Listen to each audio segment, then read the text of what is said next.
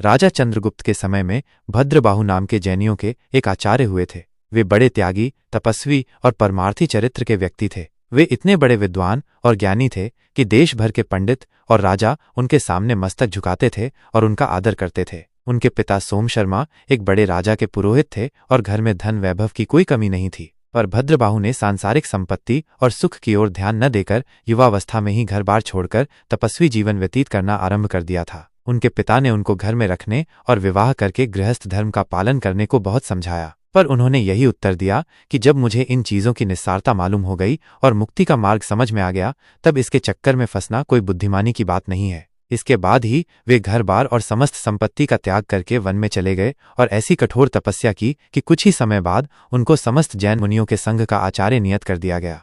एक दिन महाराज चंद्रगुप्त ने एक अद्भुत स्वप्न देखा जिसका प्रभाव उनके मन पर बहुत अधिक पड़ा और बराबर उसी में ध्यान लगा रहा। तब वे आचार्य भद्रबाहु की सेवा में उपस्थित हुए और निवेदन किया कि मुझे कल रात्रि में एक ऐसा स्वप्न दिखलाई पड़ा है जिसका अर्थ मेरी समझ में नहीं आता, इसलिए एक चिंता सी मन में लग गई है। भद्रबाहु के पूछने पर उन्होंने बतलाया, महाराज, मैंने देखा कि आकाश में चंद्रमा प्रकाशित हो रहा था, पर उसमें बहुत से छेद दिखलाई दे रहे थे। मेरे आसपास पृथ्वी पर अनेक रत्न बिखरे पड़े थे, पर उनमें धूल और मिट्टी लगी थी और उनकी चमक मंद पड़ गई थी। इसके पश्चात काले रंग के हाथियों के 2 समूह लड़ते हुए दिखलाई पड़े, जो कुछ देर बाद आकाश में लोप हो गए। इनके अतिरिक्त एक 12 फन वाला भयंकर नाग दिखलाई दिया, जो फनों को फैलाकर पृथ्वी पर बैठा था। भद्रबाहु ने कुछ विचार कर उत्तर दिया, आपने चंद्रमा में जो छेद देखे उनका आशय यह है कि आगे चलकर अपने धर्म में अनेक संप्रदाय हो जाएंगे। रत्नों में धूल लगने से प्रकट होता है कि नए नए संप्रदायों के मतभेद और कलह के कारण धर्म के सत्य सिद्धांत का स्वरूप विकृत हो जाएगा। काले हाथियों के लड़ने से बादलों का अभाव, वर्षा का न होना जान पड़ता है। जब बहुत समय तक वर्षा न होगी तो समस्त देश में भीषण अकाल पड़ेगा, और वो 12 फन वाला सर्प इस बात का प्रतीक है कि 12 वर्ष तक फसल खराब होती रहेगी और दुर्भिक्ष के फल से समस्त जनता त्राही त्राही करने लगेगी।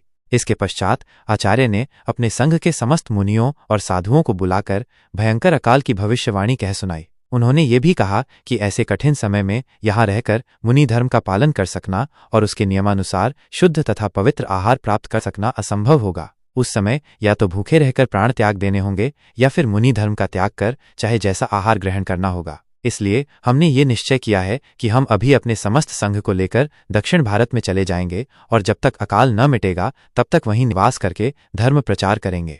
आचार्य भद्रबाहु की चेतावनी का महाराज चंद्रगुप्त पर भी बड़ा प्रभाव पड़ा और उन्होंने राजभार अपने पुत्र को देकर स्वयं मुनि धर्म स्वीकार कर लिया। आचार्य जी के इस निश्चय का पता जब उनके गृहस्थ अनुयायियों को लगा तो वे बड़े व्याकुल हुए और उनकी सेवा में उपस्थित होकर कहने लगे कि महाराज, अगर आप इस प्रदेश को त्याग कर चले जाएंगे तो हम लोगों को सत्य धर्म का उपदेश कौन देगा और धर्म की रक्षा कैसे हो सकेगी।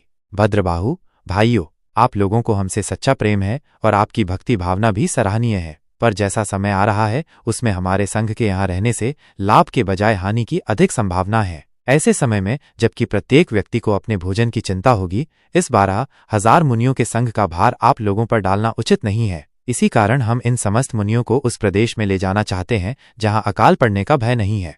इस पर कई बड़े सेठों ने कहा कि हम लोगों के पास बहुत काफी परिमाण में अन्न का भंडार मौजूद है जो 12 वर्ष तक भी आप सबका काम दे सकता है, इसलिए आप अकाल की चिंता न करके इसी स्थान पर निवास करें। भद्रबाहु, भाइयों, तुम उस अन्न से अपने दूसरे गरीब भाइयों की सहायता करना, क्योंकि सबके पास तो अन्न का संचय नहीं है और भयंकर अकाल के अवसर पर पेड़ों के पत्ते और छाल का प्राप्त होना भी कठिन हो जाता है। साधु का यह धर्म नहीं कि ऐसे आपत्तिकाल में गृहस्थों के ऊपर भार स्वरूप बनकर रहें। जब हम अपनी व्यवस्था अन्य प्रकार से कर सकते हैं तो गरीबों के हिस्से के अन्न में भाग बटाना सर्वथा अनुचित है।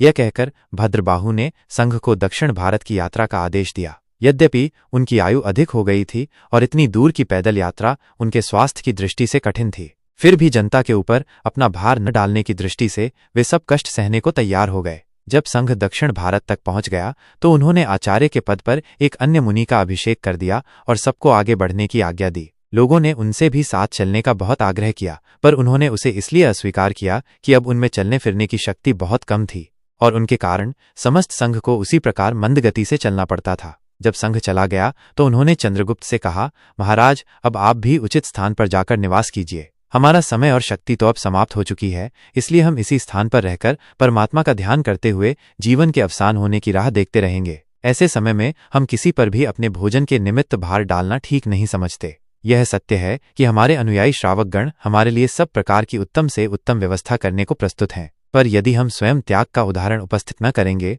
और सुखपूर्वक जीवन व्यतीत करते रहेंगे तो अन्य लोग त्याग और परमार्थ को कैसे तैयार होंगे।